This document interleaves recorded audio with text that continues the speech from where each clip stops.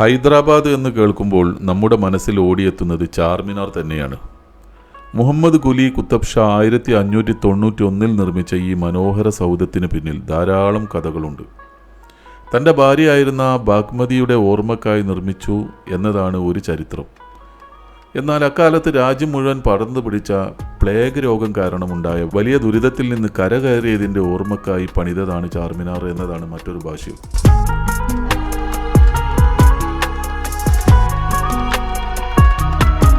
ഇതുകൂടാതെ പ്രവാചക കാലത്തെ കർബല യുദ്ധവുമായി ബന്ധപ്പെട്ട കഥകളും സെക്കൻഡ് ഇസ്ലാമിക് മില്ലനിയവുമായി ബന്ധപ്പെട്ട കഥകളും ഇതിന് പിന്നിലെ ചരിത്രങ്ങളിൽ കാണാവുന്നതാണ്.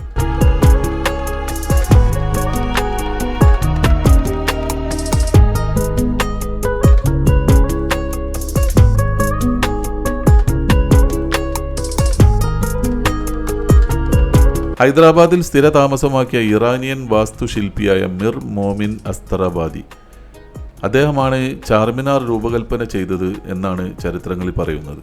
കാലത്തിൻ്റെ പരീക്ഷണത്തെ ചെറുത്തു നിൽക്കുന്ന ഒരു ഗംഭീര ഘടനയാണ് ഇതിനുള്ളത്. 4 തൂണുകളുള്ള ചതുരാകൃതിയിലുള്ള ഒരു സ്മാരകമാണിത്.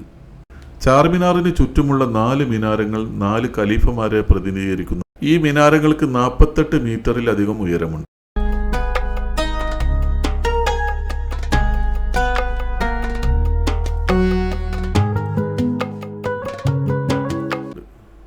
ഇവ 4 നിലകളാണ്. ഓരോ നിലയും അതിനെ ചുറ്റിപ്പറ്റിയുള്ള സങ്കീർണമായ കൊത്തുപണികളാൽ വിഭജിച്ചിരിക്കുന്നു. ചാർമിനാറിന്റെ മുകളിലത്തെ നിലയിൽ ഹൈദരാബാദ് നഗരത്തിലെ ഏറ്റവും പഴക്കം ചെന്ന മസ്ജിദ് എന്ന് വിശ്വസിക്കപ്പെടുന്ന 45 മുസല്ലകളുള്ള ഒരു മസ്ജിദുണ്ട്. മുഗൾ രാജവംശത്തിന്റെ ഇത്തരം അടയാളപ്പെടുത്തലുകളാൽ സമ്പന്നമാണ് ഹൈദരാബാദ് എങ്കിലും ഉയർന്ന പോപ്പുലേഷനും പരിമിതമായ നഗര സൗകര്യങ്ങളും കാരണം വീർപ്പുമുട്ടുന്ന ഒരു ഹൈദരാബാദ് നഗരത്തെ ഇതിന് പിന്നാമ്പുറത്ത് നമുക്ക് കാണാനാവും.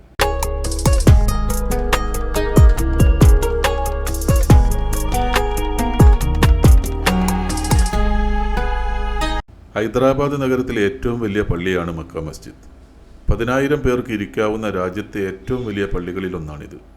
കുത്തബ് ഷാഹി രാജവംശത്തിലെ 6ാമത്തെ ഭരണാധികാരിയായ നെഹാൽ അൻവർ ഇസ്ലാമിലെ ഏറ്റവും പുണ്യസ്ഥലമായ മക്കയിൽ നിന്ന് കൊണ്ടുവന്ന ഇഷ്ടികകൾ പള്ളിയുടെ മധ്യകമാനത്തിൻ്റെ നിർമ്മാണത്തിൽ ഉപയോഗിച്ചു.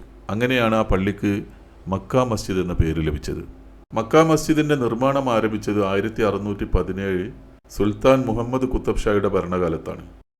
ഏകദേശം 8,000 തൊഴിലാളികൾ പള്ളിയുടെ നിർമ്മാണത്തിനായി ജോലി ചെയ്തിട്ടുണ്ട് എന്നാണ് ചരിത്രം. 1693 മുഗൾ ചക്രവർത്തി ഔറംഗസീബ് ഇത് പൂർത്തിയാക്കി. കുത്തബ് ഷാഹികളുടെ ഏറ്റവും മികച്ച വാസ്തുവിദ്യാ സൃഷ്ടികളിൽ ഒന്നായാണ് മക്ക മസ്ജിദ് കണക്കാക്കപ്പെടുന്നത്.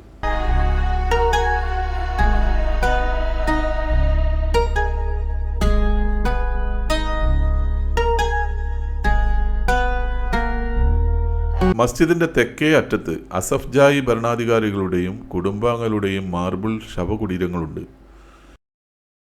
1914 അവസാനത്തെ അസഫ് ജാഹി ഭരണാധികാരിയായിരുന്ന മിർ ഉസ്മാൻ അലി ഖാന്റെ ഭരണകാലത്ത് കൂട്ടിച്ചേർത്ത ചതുരാകൃതിയിലുള്ളതും കമാനവും മേലാപ്പുള്ളതുമായ ഒരു കെട്ടിടത്തിലാണ് ഇവ സ്ഥിതി ചെയ്യുന്നത്.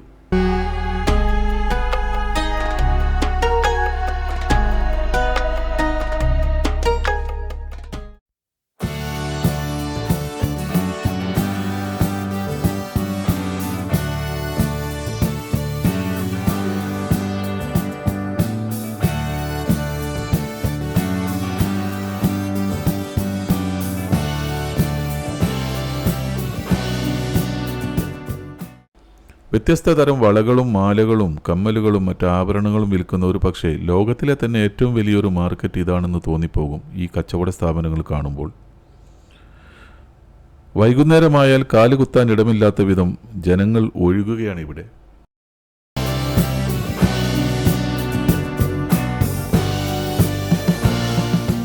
ബാർഗെയിൻ ചെയ്താൽ വളരെ വിലക്കുറവിൽ ഇവിടെ സാധനങ്ങൾ ലഭിക്കും. എന്നാൽ നിങ്ങൾ പറ്റിക്കപ്പെടാൻ ഏറെ സാധ്യതയുള്ള ഒരിടമാണിത്.